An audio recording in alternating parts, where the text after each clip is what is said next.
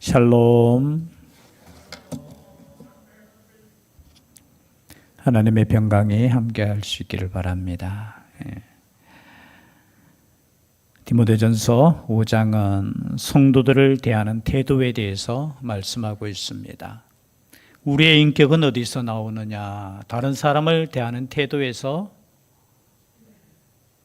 나오는 줄 믿습니다. 아랫사람을 대하든지 윗사람을 대하든지 우리가 다른 사람을 어떻게 대하느냐가 사실은 우리의 인격이에요. 특별히 오늘 말씀에 보면은 장로들에 대해서 말씀하고 있습니다. 5장의 앞에 부분은 우리 나이 드신, 연세 드신 우리 어르신들을 교회에서 어떻게 대우해야 되느냐에 대한 말씀이고요. 특별히 또 17절부터는 잘 다스리는 장로들은 배나 존경할 자로 알되 말씀과 가르침에 수고하는 이들에게는 더욱 그리할 것이니라. 아멘이죠. 우리가 여기에 장로들은 어떤 사람이냐 하면 교회를 인도하고 지도하고 그저 다스리는 사람들이죠. 지금 디모데나 또 사도 바울이 복음을 전하면서 교회를 세웠습니다. 그리고 그 교회를 세우는 가운데 또 그 교회를 잘 가르치고 잘 다스리는 사람들을 세우는 거예요. 그 사람들이 누구냐? 장로라는 거죠. 그래서 오늘날 우리도 장로님 하면은 무슨 뜻이냐? 교회를 다스리는 분들이라는 뜻이죠. 그래서 그런 분들을 어떻게 하라고요? 배나 존경할 자로 알아라라는 겁니다. 여러분 가정에서도 마찬가지입니다. 여러분 부모를 자식이 존경해야 됩니까? 존경하지 말아야 됩니까? 존경하는 것이 마땅하죠. 마땅한 거 아닙니까? 옆집 아저씨가 더 존경스러워요? 아니죠. 자신의 집에 있어서 자신의 부모님을 가장 존경해야 되죠. 물론 비교해서 세상적으로 보면은 다를 수 있어요. 그렇죠? 능력도 다를 수 있고. 그러나 여러분 자신에게 생명을 준 분을 공경하지 않는 사람은 여러분 누구를 공경할 수 있겠습니까?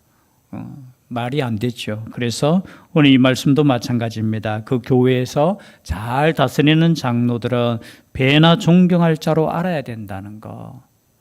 때로는 여러분 완전한 장로님들이 있습니까? 완전한 목사님들이 있습니까? 그렇지 못하죠. 그러나 여러분 오늘 이 말씀처럼 잘 다스리는 장로님들을 위해서 기도하셔야 되고 또 이 장로님들은 배나 존경할 자로 알아야 된다는 것이죠. 당연한 것입니다. 그리고 특별히 말씀과 가르침에 수고하는 이들에게는 더욱 존경하라는 거죠. 그렇죠? 보통 우리가 또 헌법상 장로를 나누면은 치리하는 장로와 또 말씀을 증거하는 장로로 이렇게 나눕니다. 말씀을 전하는 장로를 우리는 뭐라고 부르죠? 목사님이라고 부르는 거예요. 같은 장로예요. 사실 장로 속에 말씀을 가르치는 장로를 목사님이라고 하고요. 그리고 교회를 다스리고 치리하는 장로를 어떻게 해요? 장로님 이렇게 하는 거예요. 특별히 하나님의 말씀을 가르치고 수고하는 이들에게는 더욱 존경할 자로 알아야 되는 것입니다. 여러분 그건 누구를 위한 것이겠죠? 습니까? 나를 위해서요. 맞아요. 우리 이춘명 집사님이 정답이. 여러분 만약에 저기 지금 청년인가? 청년이 맞아요? 제가 눈이 좀 안 좋아서. 청년이가 저를 존경하지 않으면 제가 가르치는 말씀을 잘 듣겠습니까? 안 듣겠습니까? 잘 안 듣죠. 그럼 누가 손해일까요? 제가 손해입니까? 청년이가 손해입니까? 청년이가 손해인 거예요. 여러분 존경한다는 뜻은 단순하게 그 사람이 존경할 가치가 있고 또 능력이 있고 그런 뜻도 있겠지만 말씀을 가르치는 자를 존경한다는 것은 결국은 나를 위한 것이죠. 그렇다면 어떻게 해야 되겠습니까? 여러분 말씀을 가르치는 자를 위해서 또 장로님들을 위해서 여러분 기도하셔야 돼요. 누구를 위해서 기도한다고요? 교회를 위해서도 기도하지만 나를 위해서 기도하는 거예요. 여러분 내가 잘 되기 위해서는 하나님의 말씀이 내 속에 뿌리가 박히고 잘 열매를 맺어야 되잖아요. 아멘입니까? 아멘 아닙니까? 그래서 존경할 자로 알아야 된다는 거죠. 그런데 때로는 죄송해요. 진짜 제가 봐도 존경하지 못할 분이 있을 수 있어요. 성격이 보면은 뭐 하여튼 그런 분들이 있어요. 제가 봐도 어떻게 저런 분들이 모르겠어요. 축구할 때만 봐서 그런지 몰라도. 아유, 뭐 조금만 일해도 화를 버럭버럭 내고 따지고. 그 가만히 생각하면은 저분들이 교회에서도 목회를 저렇게 하시는가? 아니면은 교회에서는 너무 이렇게 뭐죠?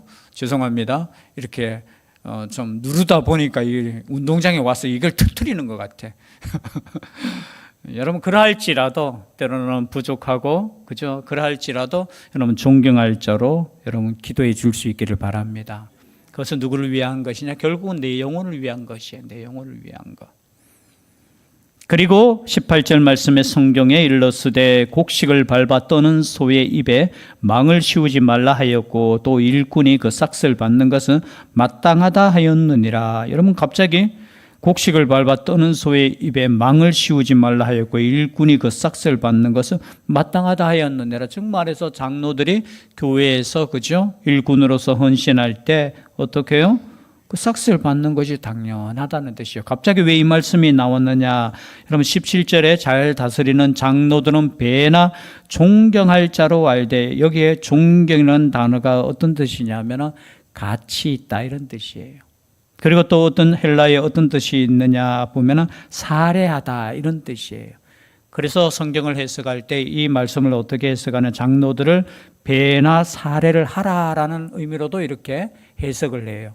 이 단어 뜻이 그렇기 때문에 그래요. 그래서 위에서 말씀과 연결하면 그것이 당연하다는 것이에요. 사례한다는 것 자체가 뭐 그렇다고 해서 여러분 목사님들이 돈을 위해서 여러분 이 사역을 하겠습니까? 그리고 어떤 분들 오해하시는 분이 있어요. 교회 어떤 분이 장로님 되니까 친척 중에 교회 안 다니시는 분이 장로 되었으니까 네 교회에서 돈 많이 받겠네 이런 분이 있어요. 참 교회에 대해서 참 몰라요, 그죠? 장로님은 교회에서 제일 많이 헌신하는 분이잖아요, 그죠? 물질적이든, 그죠? 안 그러면 여러분 장로 쉽게 안 돼요. 여러분 사람들이 얼마나 우리가 이게 그죠? 냉철한데 장로님이 되셨다라는 것 자체가 정말로 다 인정을 하는 것이잖아요. 그래서 이 말씀을 하시는 이유가 뭐냐? 말씀 전하는 자들이 그 삭슬 받는 것은 당연하다는 겁니다. 여러분 마태복음 10장 10절 우리가 앞에 한번 찾아볼 거예요. 같은 신약 성경이니까 마태복음 10장 10절 10장 10절 말씀 함께 읽겠습니다. 시작. 여행을 위하여 배낭이나 두벌 옷이나 신이나 지팡이를 가지지 말라. 이는 일꾼이 자기의 먹을 것을 받는 것이 마땅함이라. 여러분 여기 여행은 그냥 여행이 아니죠. 복음을 증거하는 거죠. 전도 여행이죠. 그때 하나님께서 말씀하신 예수님께서도 마찬가지예요. 그죠? 마땅하게 먹을 것 채워주신다라는 것이죠. 또 한 말씀만 더 찾아볼까요? 고린도전서 9장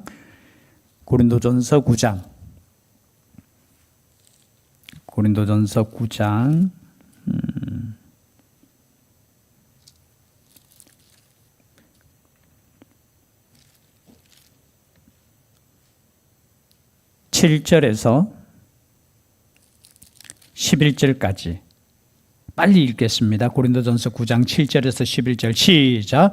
누가 자기 비용으로 금복물을 하겠느냐? 누가 포도를 심고 그 열매를 먹지 않겠느냐? 누가 양떼를 기르고 그 양떼의 젖을 먹지 않겠느냐? 내가 사람의 예대로 이것을 말하느냐? 율법도 이것을 말하지 아니하느냐?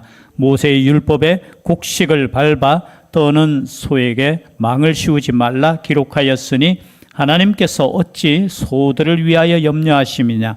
오로지 우리를 위하여 말씀하심이 아니냐? 과연 우리를 위하여 기록된 것이니 밭가는 자는 소망을 가지고 갈며 곡식 떠는 자는 함께 얻을 소망을 가지고 떠는 것이라. 우리가 너희에게 신령한 것을 뿌렸은즉 너희의 육적인 것을 거두기로 과하다 하겠느냐? 다른 이들도 너희에게 이런 권리를 가졌거든 하물며 우리일까 보냐? 그러나 우리가 이 권리를 쓰지 아니하고 범사에 참는 것은 그리스도의 복음에 아무 장애가 없게 하려 함이로다. 아멘. 이 말씀을 여러분 이해하시죠? 복음을 전하는 사도 바울이 오해를 받았는 거예요. 어떤 사람이 이렇게 비판하는 겁니다. 사도 바울은 돈을 위해서 저렇게 하는 거야. 돈을 밝히는 사람이야. 그때 사도 바울이 한 고백이 당연한 거야. 그러나 하면서 12절에 말씀하죠. 내가 이 권리를 쓰지 않았다는 거예요. 왜냐하면 사람들이 그렇게 오해할까 봐. 정말에서 복음의 장애물이 될까 봐 이것을 내가 그 권리가 있음에도 불구하고 자기는 돌아다니면서 한 번도 그죠? 진짜 열심히 낮에는 일하고 밤에 복음 전하고 그런 삶을 살았잖아요. 왜냐하면 복음을 위해서. 그러나 그 권리가 없다라는 거 아니에요. 권리가 있다라는 거예요. 그죠? 그리고 19절입니다. 다시 돌아옵니다. 디모데전서 5장 19절 말씀. 19절 20절 함께 읽겠습니다. 시작. 장로에 대한 고발은 두세 증인이 없으면 받지 말 것이요 범죄한 자들을 모든 사람 앞에서 꾸짖어 나머지 사람들로 두려워하게 하라. 이 장로에 대한 문제, 여러분 장로님도 잘못을 할 수 있습니까? 없습니까? 할 수 있어요. 목회자도 잘못을 할 수 있어요? 없어요? 잘못하면 안 되죠. 그러나 어떻게 잘못할 때 있어요. 시험에 들 때 있고 유혹에 넘어갈 때도 있어요. 그러면 어떻게 해야 됩니까? 당연히 고발을 당하고 어떻게 해요? 심판을 받아야 되죠. 책망을 받아야 돼. 징계를 받아야 되는 거예요. 그런데 장로에 대한 고발은, 교회 지도자의 고발은 어떻게 해요? 두세 증인이 없으면 받지 말라고 하는 거예요. 물론 구약 성경에 보면 신명기 19장에 보면은 다른 죄도 마찬가지예요. 증인이 한 사람 증인으로 안 돼요. 왜냐하면 그 사람이 거짓말해 버리면은, 그죠? 뭐 요즘에야 워낙 수사하고 이럴 때 과학적인 수사가 있고 증거주의잖아요. 우리나라는 아시죠? 증거주의를. 증거가 명확해야 돼요. 근데 어떤 사람이 저 사람 뭐 하는 거 내가 봤어. 사실은 보지 못했는데 어떻게 해요? 그 사람을 해하기 위해서 거짓말할 수 있습니까? 없습니까? 나쁜 사람은 그럴 수 있다라는 거예요. 그래서 구약의 율법은 어떠냐? 만약에 내가 거짓 고발했다면 그 사람의 형벌을 어떻게 하느냐 하면 거짓 고발로 인해서 그 사람이 받을 형벌을 그 사람에게 하는 거예요. 예를 들어서 어떤 사람이 어떤 사람을 죽이지 않았어요. 그런데 내가 저 사람을 죽이는 거 봤어요 하면서 저 사람 살인자예요. 여러분 당시 살인자는 어떻게 됩니까? 사형을 당하는 거예요. 근데 그게 거짓말이야. 근데 그 거짓말이 탄로났을 때는 그 거짓말을 한 사람이 어떻게 해요? 사형을 당하는 거예요. 여러분 그래서 거짓말이라는 것은 엄청난 죄예요. 무고죄라는 게 있죠. 무고죄가 여러분 작은 죄 아니에요. 엄청난 죄임에도 불구하고 사실은 우리나라는 보면은 좀 약해요. 제가 봤을 때 그냥 개인적인 생각입니다. 그러나 구약의 율법은, 성경의 법은 어떠냐? 만약에 내가 거짓말해서 그 사람이 당할 그러한 형벌을 어떻게 해요? 당하는 거예요. 그만큼. 그래서 함부로 내가 보지도 못했는데 잘 보지 못했으면 내가 못 봤다, 잘 못 봤다, 정확하게 이야기하면 되는 거예요. 그런데 자기의 주관이 들어가고 그죠, 잘못된 증인으로 말미암아 문제가 생기잖아요. 그걸 이용한 사람이 누구였습니까? 아합 왕이잖아요. 나봇의 포도원을 얻기 위해서 그저 거짓 증인들 내세워서 나봇을 죽이는 그런 진짜 나쁜 짓을 했지요. 그죠? 그래서 장로에 대한 고발은 두세 증인이 없으면 받지 말라라는 것이죠. 목회자도 마찬가지입니다. 제가 잘못하면 어디에 고발됩니까? 어디 고발돼요? 혹시 아셔요? 물론 세상적인 뭐 그런 거 이야기하는 거 아니에요. 여러분 세상에서 제가 만약에 그 물건을 훔쳤어요. 그럼 저는 어디에 잡혀가야 돼요? 일단 경찰서 잡혀가야 되죠. 그런 의미, 예를 들어서 신앙적인 죄를 범할 때도 있잖아요. 그랬을 때는 여러분 누구에게 고발해야 됩니까? 몰라요? 이거 가르쳐주면 안 되겠는데. 노예에 고발하셔야 돼요. 왜냐하면 목회자는 노예의 치리 안에 있기 때문에 노예에 고발하시면 심판을, 그 노예의 그죠? 재판이 이렇게 이루어지는 거예요. 그것을 어떻게 해요? 하라는 것이죠. 20절 말씀에 똑같은 말씀, 장로들에 대한 범죄에 대해서는 모든 사람 앞에서 어떻게 하라고요? 꾸짖으라는 거예요. 예를 들어서 어떤 잘못을 했을 때 모든 사람 앞에서 꾸짖는 목적이 뭡니까? 뒤에 나오는 말씀처럼 나머지 사람들도 두려워하게 하라는 거예요. 여러분 하나님께서 주시는 교회의 그 표지라는 걸 우리가 신학교에서 보통 교회 표지라는 건 뭐냐면 참된 교회의 표시라는 거예요. 이런 교회가 참된 교회다 했을 때 제일 중요한 게 뭐냐? 말씀의 선포, 정당한 말씀의 올바른 말씀이 선포되고 있는가? 이 첫 번째예요. 그리고 두 번째는 뭐냐? 성례가 올바르게 시행되고 있느냐? 우리가 성례하는 거 뭐예요? 세례하고 그죠? 성찬식이 잘 진행되고 있는가? 하고 있는가? 그리고 세 번째가 뭐냐 하면은 이 치리에 대한 거예요. 징계가 그죠? 잘 이루어지고 있는가? 요 세 가지가 교회의 올바른 교회의 표지예요, 표지. 신학적으로 보면은. 근데 오늘날 여러분 징계가 잘 이루어질까요? 안 이루어질까요? 여러분 교회에 징계가 잘 이루어져야 돼요, 사실은. 책망할 것은 책망이 되어야 되는 거예요. 그런데 여러분 책망도 못해요. 책망하면은 다른 교회 가버려요. 그럼 다른 교회에서 책망해야 됩니까? 안 해야 됩니까? 여러분 해야 돼요, 안 해야 돼요?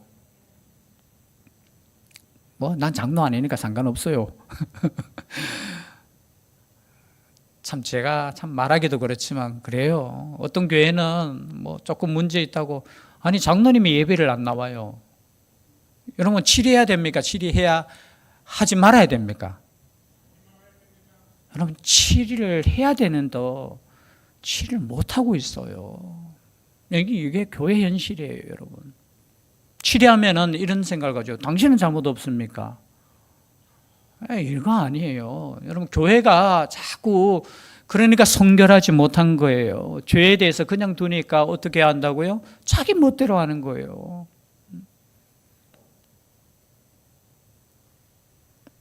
그래서 저는 이 모든 문제가 누구의 문제냐? 저는 목회자들의 문제라고 봅니다. 목사님들이 말씀으로 다스리고 장로님들이 말씀으로 다스려야 되는데 사람 눈치 보고 이러니까 결국은 어떻게 됩니까? 이런 문제에 대해서 어떻게 이야기합니까? 21절 다 같이 읽겠습니다. 시작. 하나님과 그리스도 예수와 택하심을 받은 천사들 앞에서 내가 엄히 명하노니 너는 편견이 없이 이것들을 지켜 아무 일도 불공평하게 하지 말며, 여러분 편견이 없이 불공평하게 하지 말며 정확하게 하라는 거예요. 여러분 편견이 있을 수 있습니까? 없습니까? 사람이기 때문에 있을 수는 있어요. 내가 더 좋아하는 사람은 때로는 조금 잘못하면 그냥 눈 감아줄 수도 있어요. 우리 사람이기 때문에 그렇습니까? 그럴 수 있어요. 그러나 여러분 하나님의 교회를 다스리는 사람은 편견이 없어야 될 줄 믿습니다. 편견이 있다는 것은 뭐냐? 한쪽으로 치우쳤다는 뜻이에요. 완벽하게 우리가 중간에 설 수는 없지만 하나님의 말씀을 가지고 어떻게 해요? 그 사람에 따라서 나누어지는 것이 아니라 편견이 없어야 되는 거. 참 중요한 부분이에요. 그리고 이것들을 지켜야 된다는 거예요. 불공평하게 하지 말라는 거예요. 어떤 사람은 봐주고 어떤 사람은 봐주지 않고. 교회 안에서도 이런 일이 일어날 수 있다는 거죠. 그래서 그런 부분에 대해서 편견이 없이 불공평하게 하지 말라라는 거죠. 그리고 22절입니다. 22절 함께 읽겠습니다. 시작. 아무에게나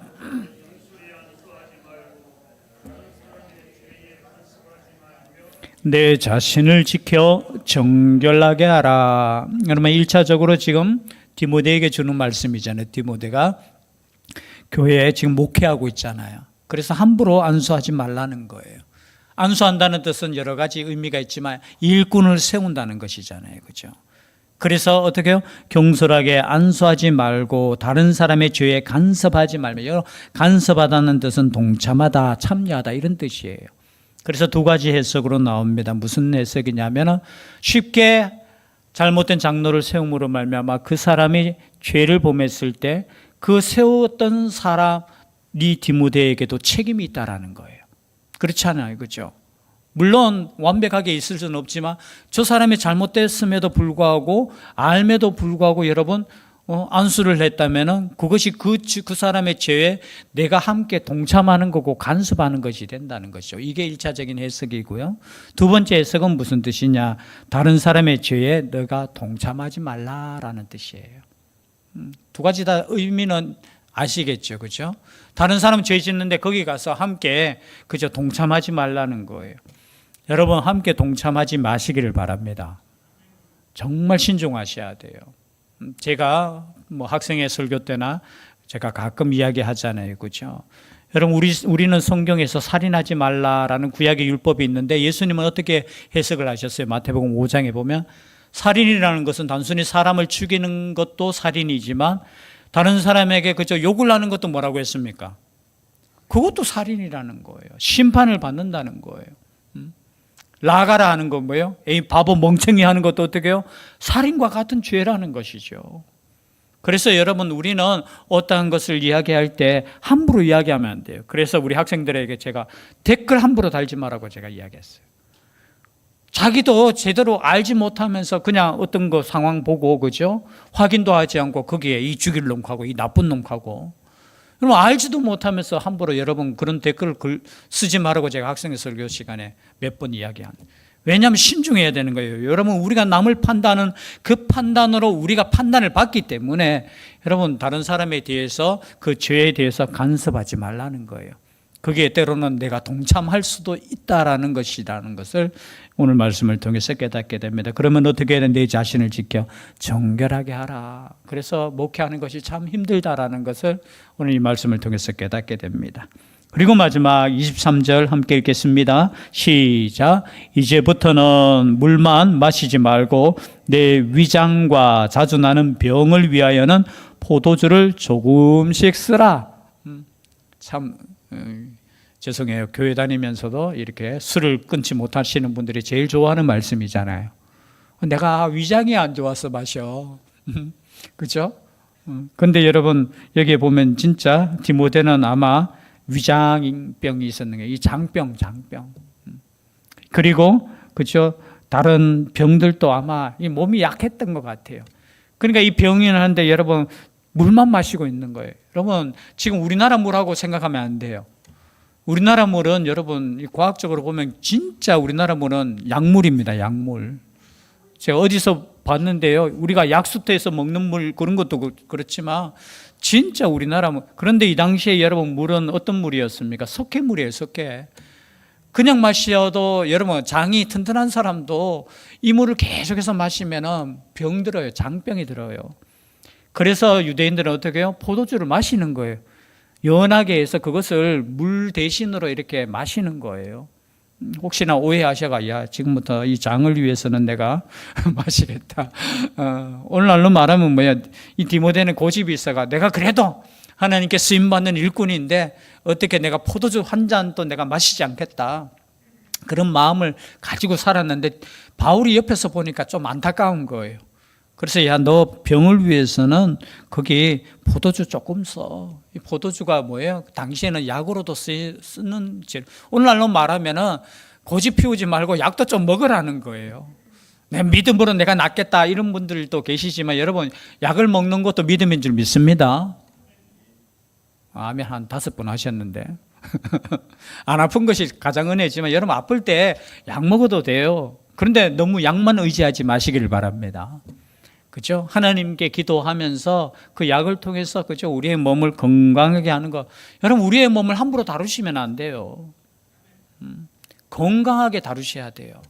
운동할 거는 여러분 운동할 수 있기를 바랍니다. 물론 이 믿음 가지고 사시는 분도 있을 거예요. 내가 열심히 살면은 뭐 하나님께서 건강도 지켜주십니다. 그러나 여러분 운동할 거는 운동하시고요. 또 끊어야 될 거는 끊으셔야 돼요. 그죠?